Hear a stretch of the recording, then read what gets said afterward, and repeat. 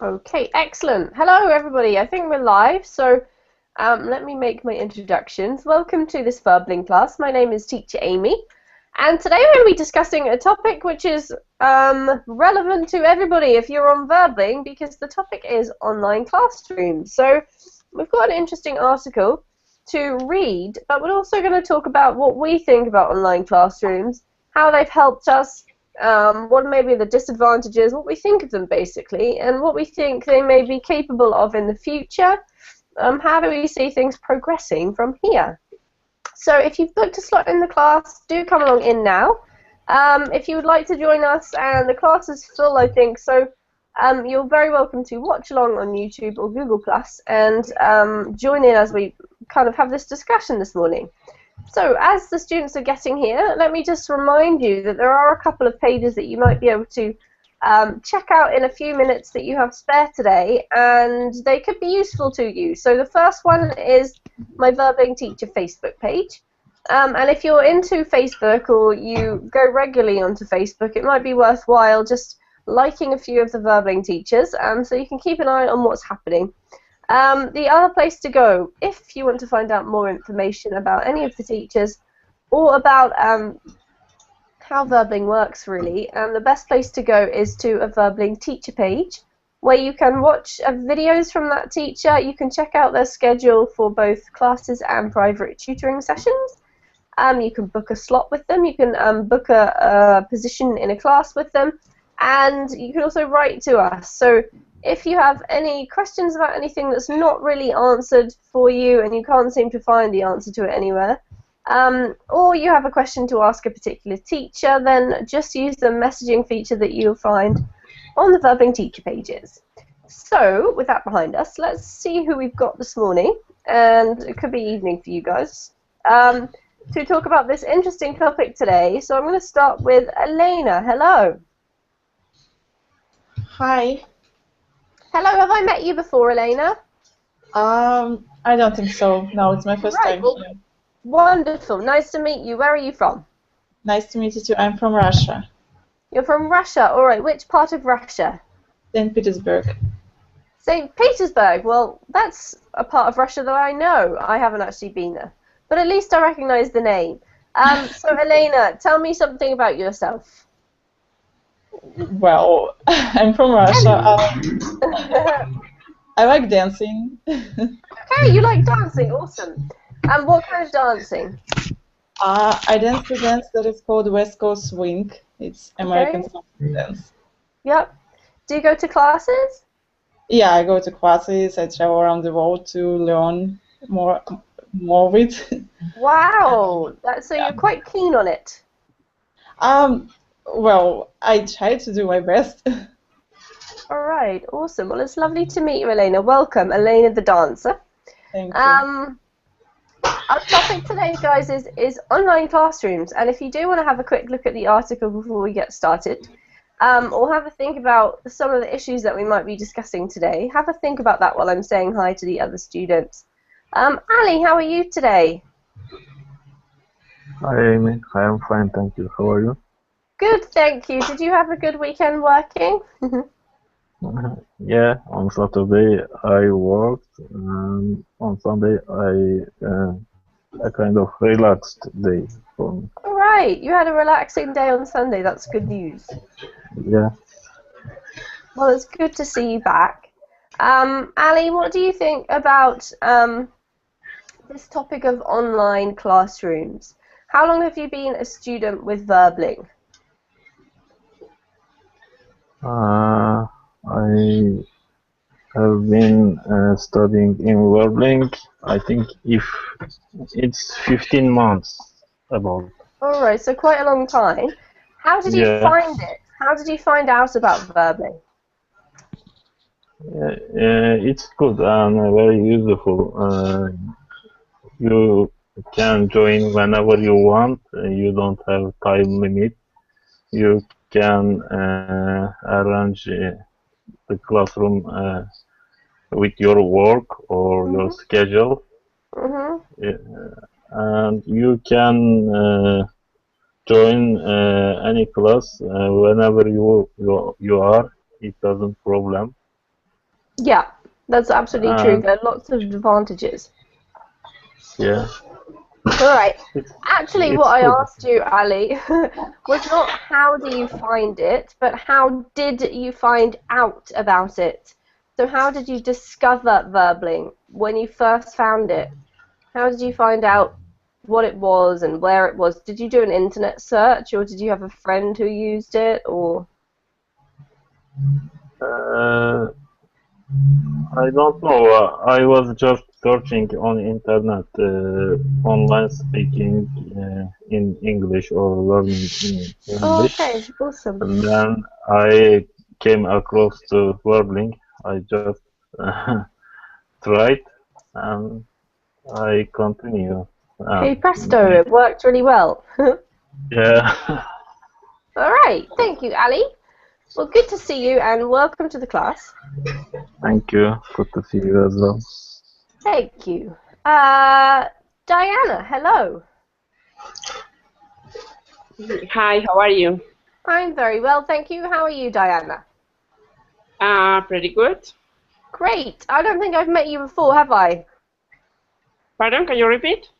Have I met you before? No, this is my first time with you. Wonderful. Well, in that case, you can tell me a little bit about yourself as well. Are you a dancer? No. No, but I Okay. can dance. No, as Shakira, obviously. But I think I'm a good dancer. Okay. Well, at the moment, I am a student of MBA program here in Colombia. I'm from Colombia, obviously. Well, no more than that. All right. Wonderful. And what are your plans after you finish your MBA? Well, I would like to find a job, but also I would like to create my own company. So I will decide soon what I'm going to do. Awesome. Well, congratulations on having your own company, or in the future you will.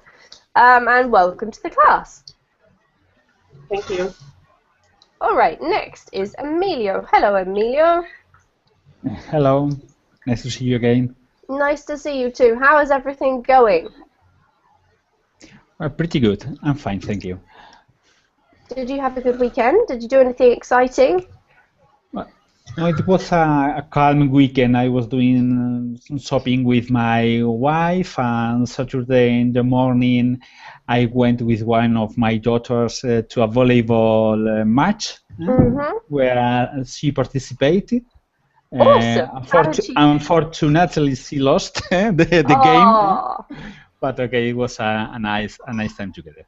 Oh, that's great. Kind of a family weekend, it sounds like. Yes, thank you. All right, Emilio. Tell me how long you've been studying with Verbling. Okay, I think that I started with Verbling 3 weeks ago, as far as I can remember. Yes, this is probably my third week. All right, so quite a short time compared to Ali. And how did you find out about Verbling? Okay, in fact, I was looking for something similar in the internet. I was surfing the internet, and Verbling appeared among the top 5 in the search. So I went deep to know a bit more about the system, and it was what I was looking for. So I decided to test during 1 week, and later I joined the system. For me, it's perfect. So it met your needs, Emilio. Yes, that's right. Do you mind me asking what your needs were? Okay, I was looking for a system, a real flexible system. I mean, I didn't want to move from my home or my business place to an academy, because then I have to invest at least 1 hour go and 1 hour back. So for me, it was perfect. I can experience with different accents as we join people from different nationalities. And at the end, I can join when to attend one class, either in the morning, by night. For me, it's perfect because I was looking for flexibility as the most desired need. All right, awesome. So I think there are several advantages. You've covered a few of them just there, Emilio, but flexibility is certainly one of them with online learning, as opposed to having to go to an actual classroom somewhere. You're right, it saves travel time, and usually you can log in and do it whenever you want. So thank you for sharing that with us, Emilio. Sorry, the last sentence I lost. I just said thank you for sharing that with us. Okay, sorry, you're welcome. All right, Luis, hello.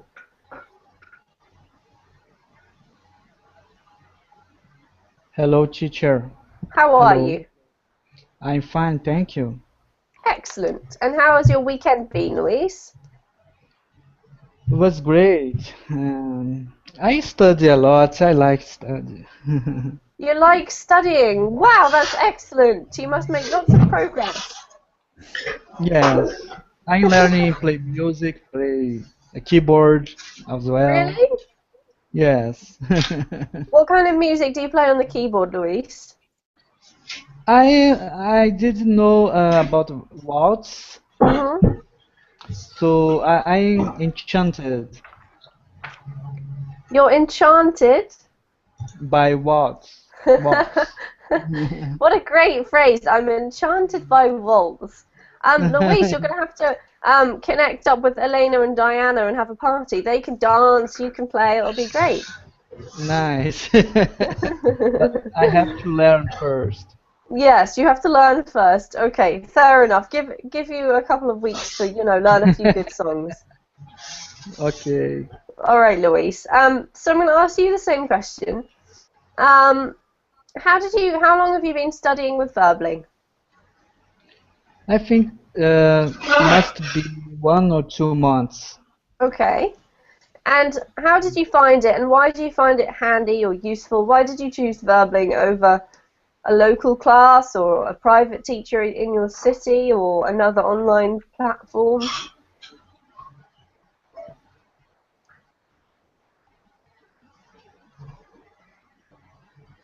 Are you there, Luis?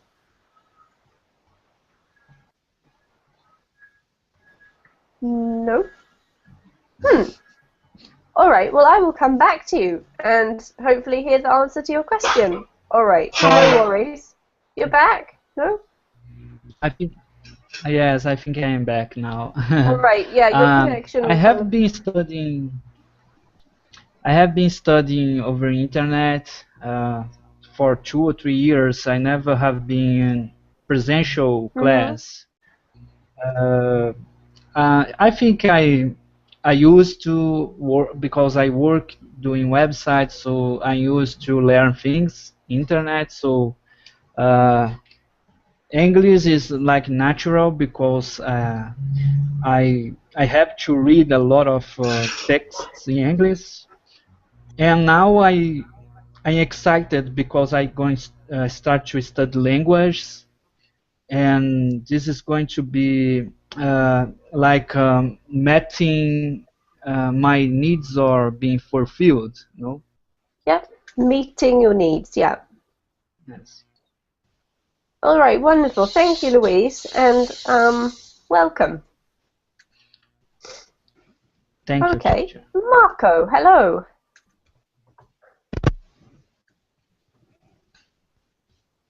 Are you there, Marco?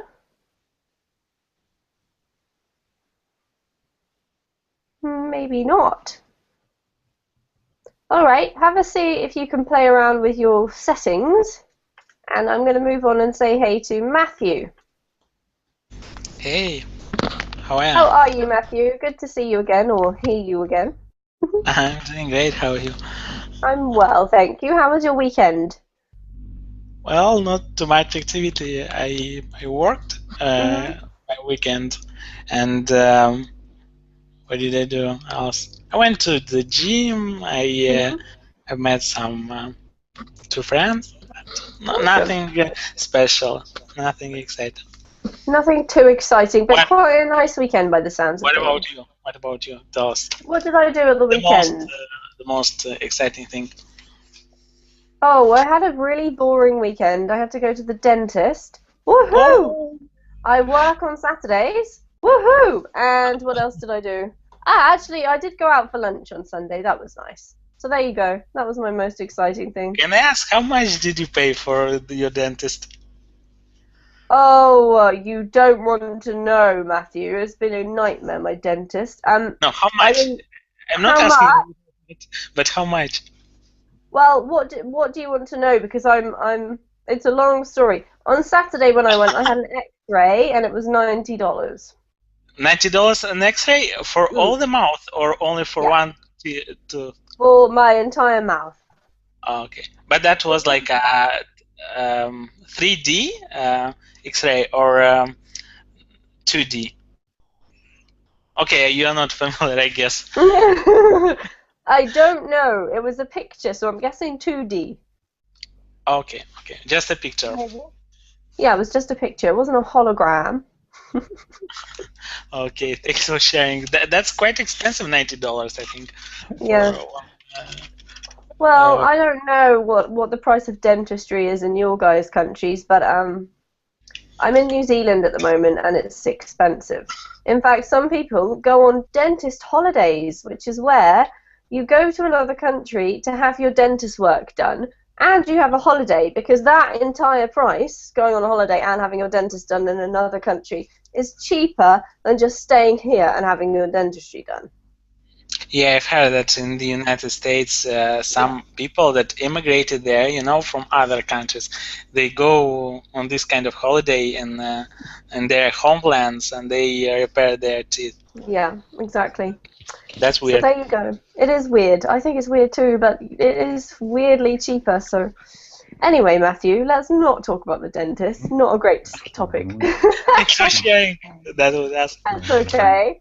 What do you think about online classrooms? When I say that to you, Matthew, what do you think of? Well, okay, I think it depends on the people who are teaching in those online classrooms. Because, for example, what you hear now is made mostly on Verbling.com. So, what I mean, my English is I learned this type. What I speak now on Verbling here. So before Verbling, I couldn't speak properly, or I couldn't speak at all, I would say. So, but now I can express myself. I work in an English-speaking company, so I can type proper grammar. What I mean, I make some mistakes, of course, but that's not essential in my job.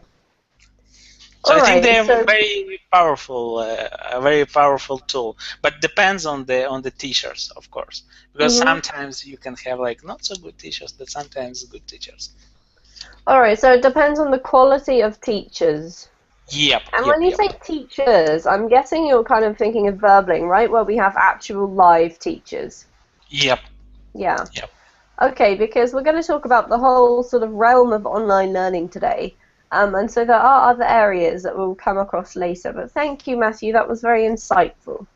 Yeah. What was that? Very what? Insightful? Insightful. Yeah, what's that?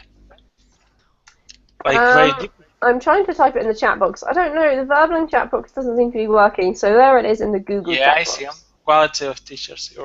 Does anyone else know what insightful means? Very deeply, no? Yeah, something like that. It's given me a window into your experience, I guess. Oh, okay. Yeah. But I never had this kind of insightful. Okay. I heard thank you for the insights or something like that. Yeah, well, it's the same thing, but it's just a different form of the word, basically. Okay, thanks. No worries. All right, Paul, how are you? Okay, I'm fine as always. Hello to you and all the students in the class. Nice to see you again. Okay, so what do I have? I worked on the last weekend and slept off in the mornings, so it's pretty good. Yes, I've been on Verbling for about weeks and it's been great. I had a lot of practice, which I didn't have before that. Yeah. And I discovered it on YouTube actually when I watched a video by Gabby Wallace, who is online entrepreneur in the teaching English world, with one of the founders of this system. And I thought it was great, and I checked it out, and I was rewarded with lots of practice with English. It's definitely better than talking to a wall or to a mirror. I practiced that a bit, but it was embarrassing. So I recommend people use this system than talking to a wall. It's more rewarding, actually. And what about online classrooms? It's a very extremely useful thing because, as we all understand, the pace of our lives speeds up constantly, and it's just extremely necessary to learn a lot in a short period of time in order to become a highly functioning professional and not to be 50 years old at the time. So this thing will progress further and further, definitely. All right, awesome. Yes. Thank you, Paul. Okay. You've had all of that ready to go. That was very interesting. All right, I'm just gaining all of your kind of first impressions really about the topic before we get stuck in. So I'll say hello to Simone as well. Hi, Simone. Hi, hello. How are you today? I'm very well, thank you. How are you? I am nice, thank you. You're nice. If you say that you're nice, Simone, you're talking about your personality, which I completely agree with. I'm a nice person. Yeah. I'm great. I'm not too bad today. All right, that's great.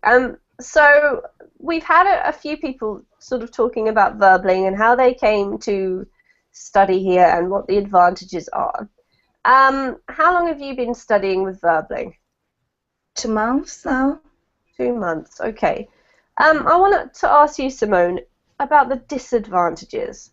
Are there any disadvantages that for you are, with your experience on Verbling that you've come across? Yes, maybe one. For example, there are British and American teachers, and sometimes, for example, when I am an American teacher class and I say la la la Ida, they correct me.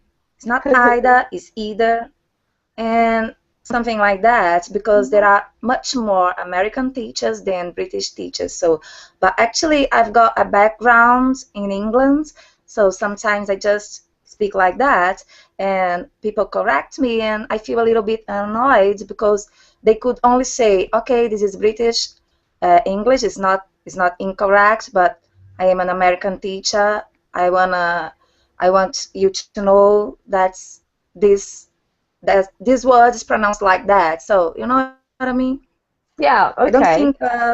I don't think pronunciation should be correct like that. When I am saying a word, for example, a word in British way, the teacher corrects me and says, "It's not a word, it's a word. Please say word." Just let me know. Okay, this is not American. Yes, I know. Okay, so don't try to mix the accents. Try to stick with one. Maybe it should be better. All right, that's very interesting. Thank you, Simone. I think often, perhaps when you are learning to be an English teacher or training, this is not something that really comes up much. I doubt that many of the teachers have got a lot of training or experience with those really little accent differences.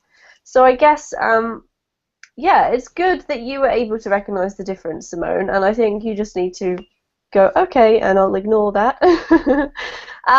And yeah, that's what you can do, because I think maybe teachers focus on their own accent, obviously, because it's the one that they know, and maybe are unaware of slight differences between different things in the UK and the US. I don't know. It's a very interesting point. That's the point, Amy.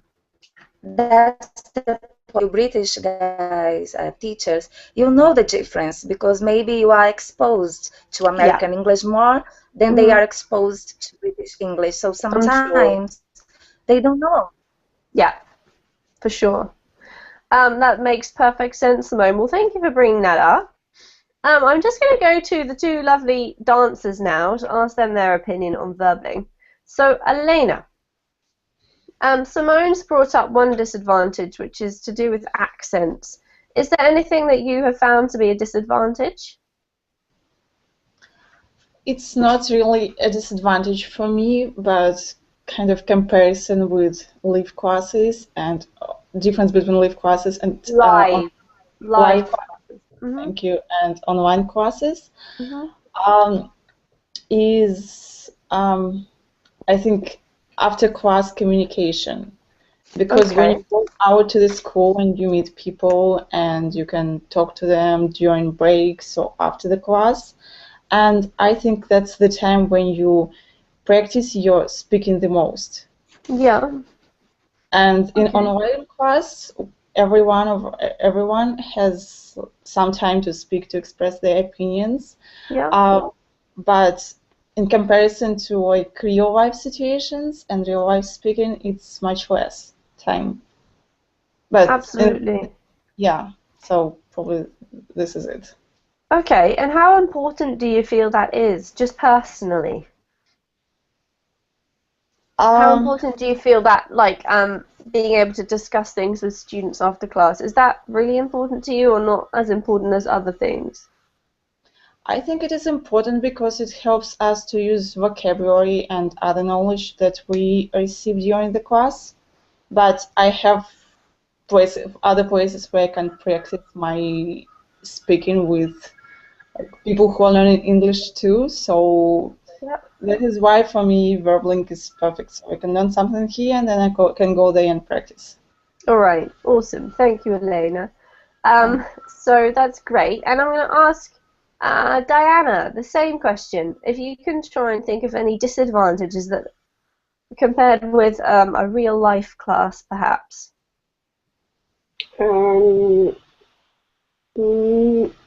I don't know, maybe that the time is very limited for 1 hour. Yeah. When you have another class, when the teacher is in front of you, normally you can use more time just to practice. Maybe in some cases the topic is very good, but the time is very limited. It's what I think. Yeah. Okay, I understand. Yeah, it's interesting hearing some feedback from you guys because it's not something that we often talk about. And I'm well aware of the advantages, I think, but it's interesting to hear about the disadvantages. So thank you for those of you who've shared them. Obviously, I know that you're fans of verbling, so don't worry about that. But it is good to hear the other side of the story. All right, what we're going to do is we're going to read a little bit. There's quite a long article, and we're not going to read the whole thing. But I will share with you the link. So I'm just going to paste it into the Google chat, and I don't know, I'll paste it into the verbling chat too, you never know. And if you do want to load that up into your own window, we're not going to actually read the whole thing. So I'll share my screen with you and show you where we're going to start from. All right, so this article, as you can see here, is called "Can Online Classrooms Help the Developing World Catch Up?" And I think this is kind of an interesting idea because from my experience on verbling, I meet students who are from a range of different countries.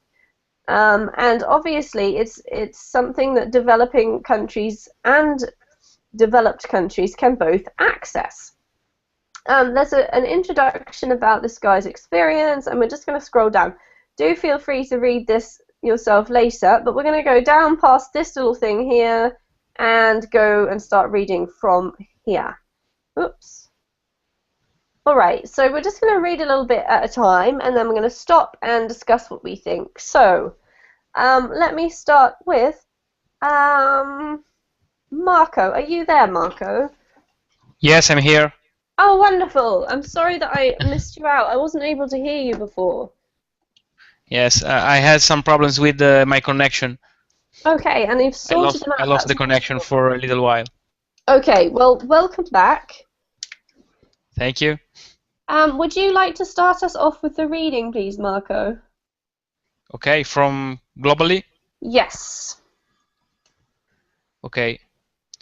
Globally available at extremely cheap, MOOCs have managed to attract a broad range of users.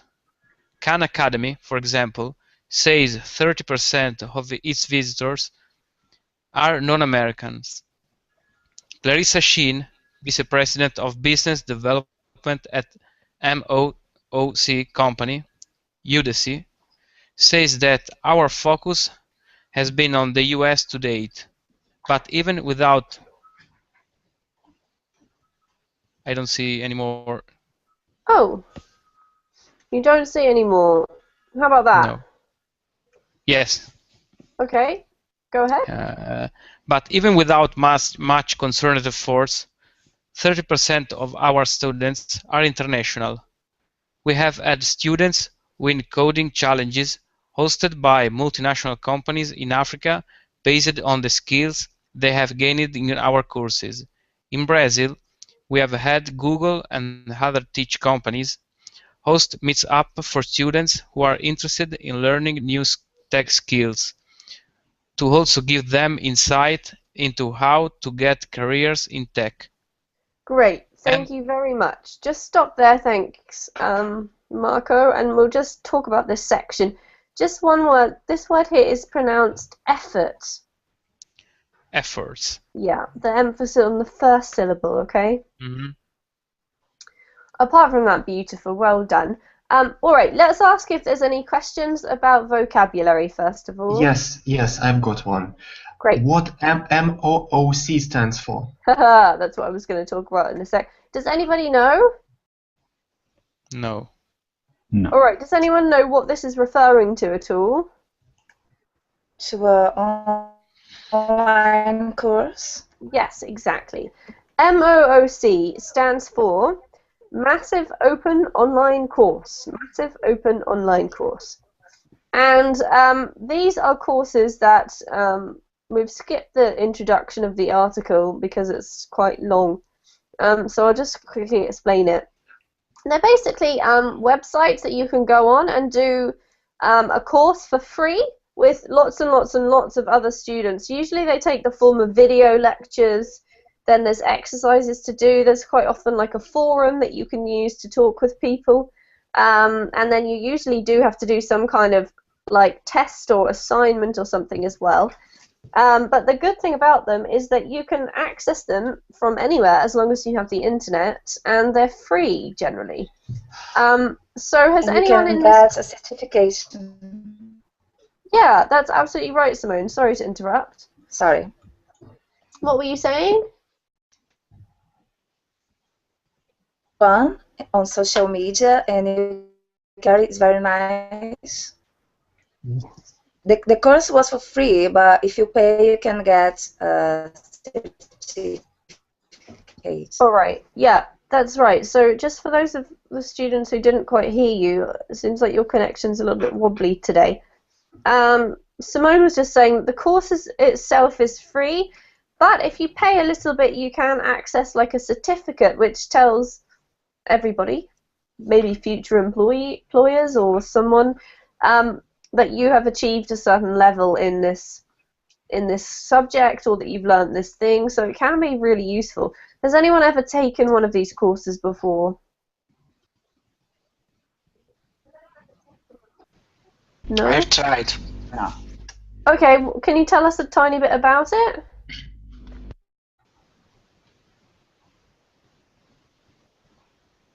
Was that you, Matthew? Yep, sorry, it was muted. So I've tried like Coursera and Khan Academy, I think. But I've tried some, and there were like some weird courses. They didn't have so much to choose from, you know, and they have some kind of weird, too complicated, you know. And I've opened that course and I started to listen to watch the video, and I understood that that's not interesting for me, and I closed the class, because they didn't have so much to choose from, what I'm interested. Maybe I'm interested like in economics something, but they had only like too much theory, I would say. Okay, too much theory. Good point. Yeah. Theory and like too profound in something, too deeply in some science, and it's not my cup of tea. All right. It's not your cup of tea. Perfectly understandable. So yes, I think that the point about websites like Coursera is that they offer courses in very specific things because they're from universities. However, I think they're expanding a little bit, Matthew, and I think probably the range is going to improve. That's just my perspective. Now, yes. They send like emails and they like said that we have new courses, so come to us. Yeah, for sure. All right, let's continue reading for a little bit more, and this time we're going to ask Ali. We haven't heard you for a while. We haven't heard from you for a while. Could you read, please, from here, MOOCs? Okay. MOOCs, though, are still best equipped to deal with the well-schooled and well-supported, a problem that's rare. It's had from the concept's beginning. Stanford professor, former Google X-Hat, and Udacity founder Sebastian Thrun helped launch the MOOC movement in 2011 when he drew 160,000 students to an online version of his Stanford Introductory Artificial Intelligence course.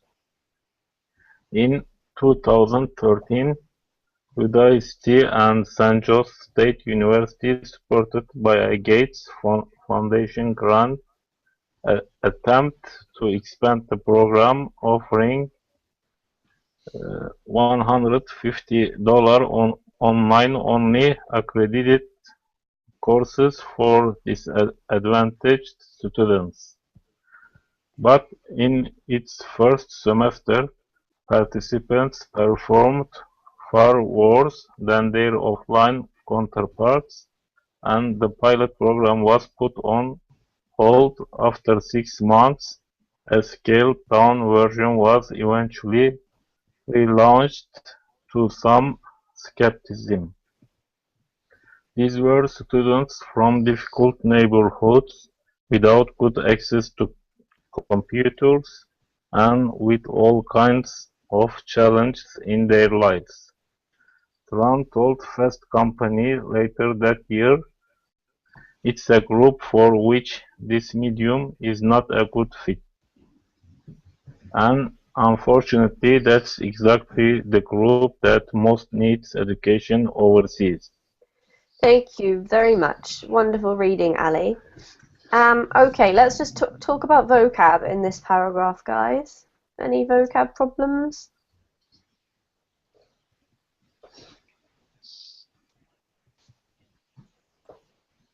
No? Okay, I don't get a clear meaning of the sentence. Does rear its head from the concept's beginning? Okay, where is it? Here we go. That's reared its head from the concept's beginning. All right, have you ever heard the phrase to rear its ugly head? It's an idiom, I guess. No? Has anyone ever heard this, or can anyone tell me what that means? I think it's British one. Yes? Am I right? To be honest, I know it, and I'm British, so possibly. I'm not entirely sure. I don't know where this article was written. It is from TheVerge.com. I don't know if that's UK or USA. I thought it was from the US, but anyway. Nobody knows? No. No? Basically, it means just that a problem, if something rears its head, it means it lifts its head. So you're thinking of like a monster of some kind, lifting up its head, which basically means some kind of problem, which is like the monster, like a metaphor, has appeared or come up, okay? So it's just a more atmospheric kind of way of saying a problem has come up. So this problem has been around since the beginning of the concept. Any other questions? No? Okay, Emilio, I'm going to ask you, what was the main point this paragraph was making, do you think? Okay, in this paragraph, we see that the biggest challenge for MOOCs companies is difficult to match, which is to reach potential students in far places around the world, like in the middle of Africa or in some parts of Asia, as there are no technical devices to let them connect with this kind of learning systems. Okay, yes, that's one part of it. What would anyone like to add to that? Okay, yes. I'm getting an impression that this paragraph is telling us that for us, it's like very easy to use a computer and the internet, and we are well aware how to do it. But for some people, it's not so easy, and they just don't have a background in that field to use a computer in order to study. And this is a problem. Okay, yep. Which should be dealt with, actually. Okay, thank you, Paul. Thank you, Emilio.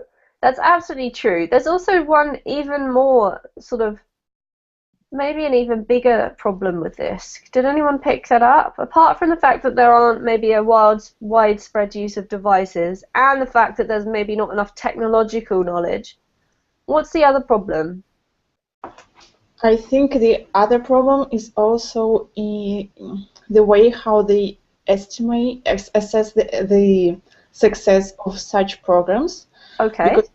Because as it said, they created online courses which were equal to like college credits, and students who took them did worse than offline students. Mm-hmm.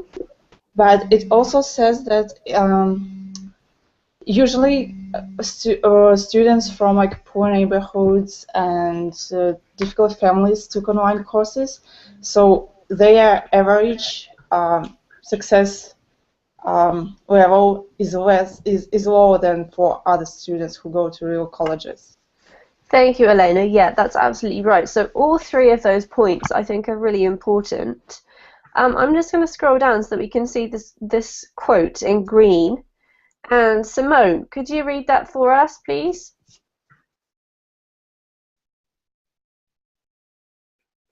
Is she there? Yeah.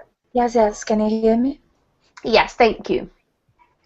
One survey found that nearly 8% of Coursera students from developing countries already had a college degree.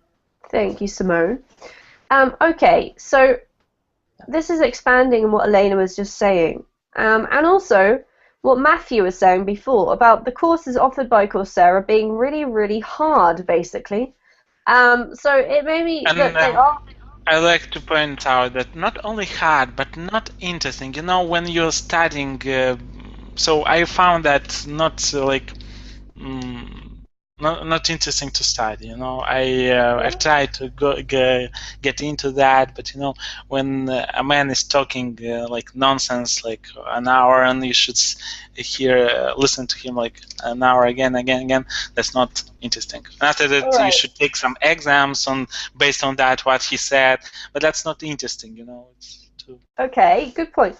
So that's similar to what I think it may have been. I'm not sure who was saying this. Maybe Diana, about not being able to meet the students and talk about things. It's like you're very isolated, and maybe the format of the course is a bit boring in the way that you have to listen, do exercises, and you're kind of all by yourself, right? Yep. Okay, that's interesting. I think this is a really good point, because obviously I think the world of online education has a lot of potential, but there are some big problems with it at the moment. So it's not going to be able to help people who can't read or write properly, who have no access to computers, who maybe need support with their study, like a real classroom. But let's just have a talk about it for a bit. What do you guys think about this? How could we improve this, or how do you see this improving in the future? Use your own perspectives as well as what you can imagine maybe people who are less advantaged than us experience. And I'm going to ask Diana, what do you think?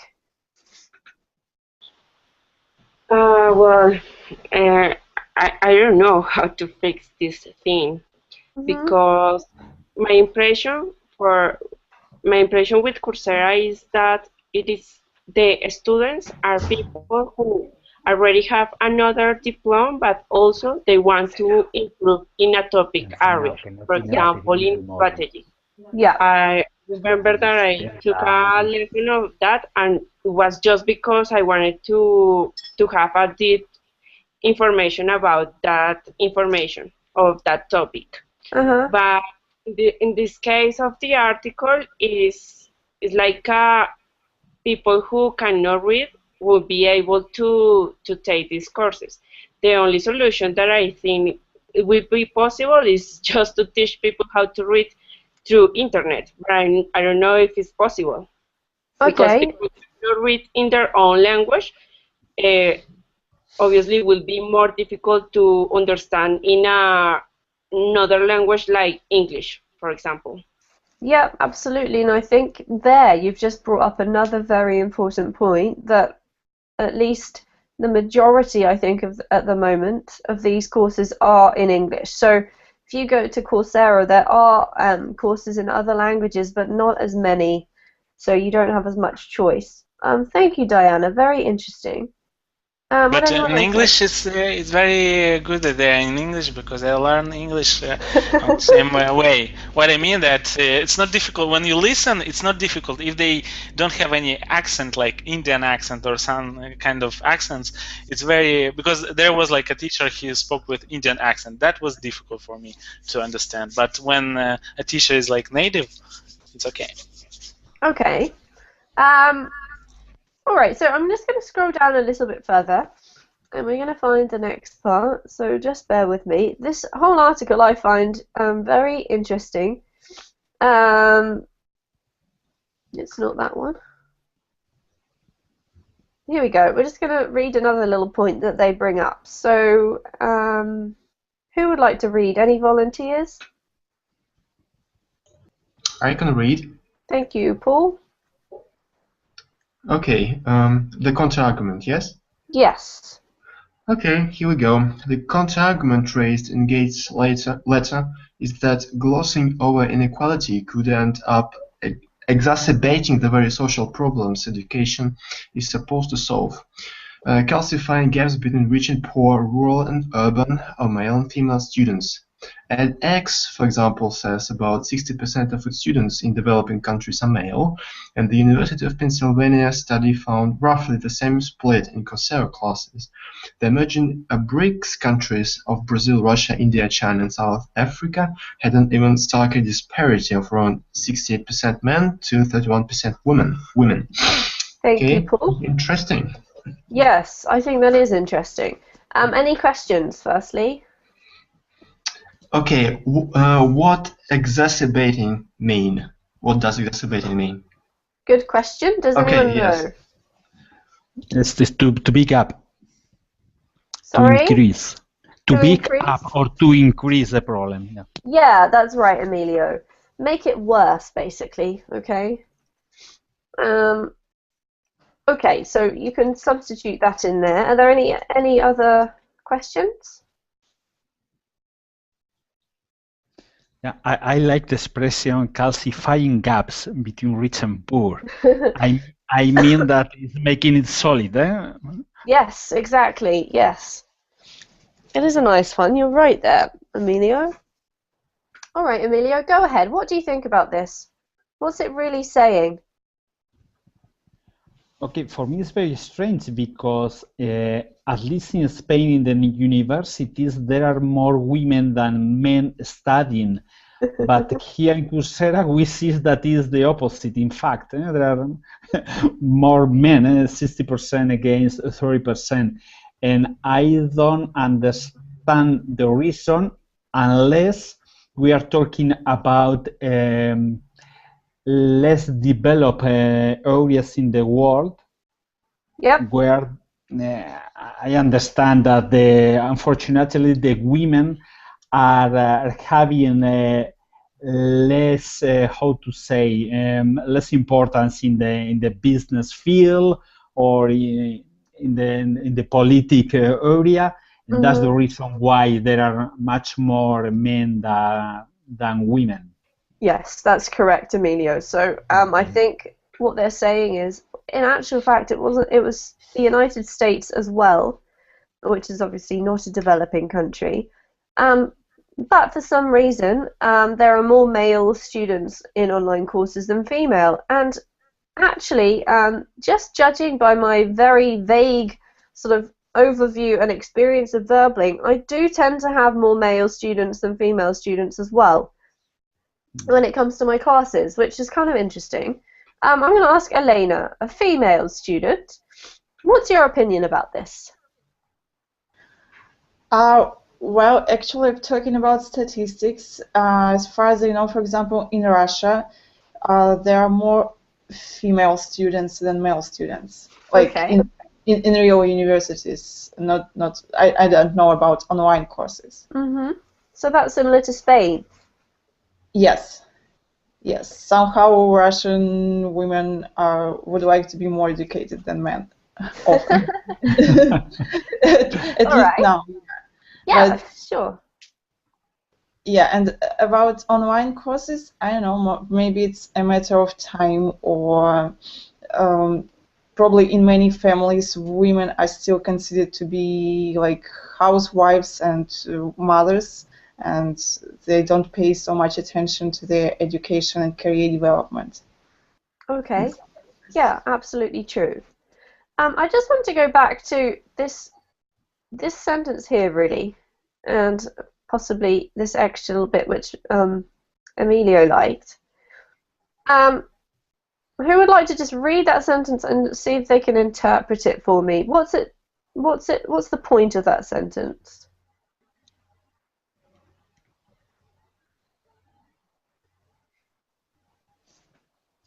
The point, can you hear me?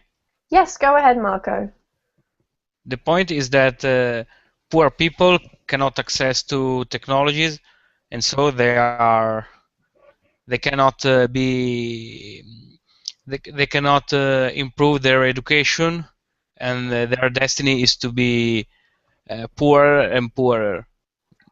Okay. On the other hand, the rich people can have access to the better technologies, can study, can improve their careers, and at the end become richer and richer. Yep, absolutely. That's Thank the point of this paragraph. That's exactly right. Thank you, Marco.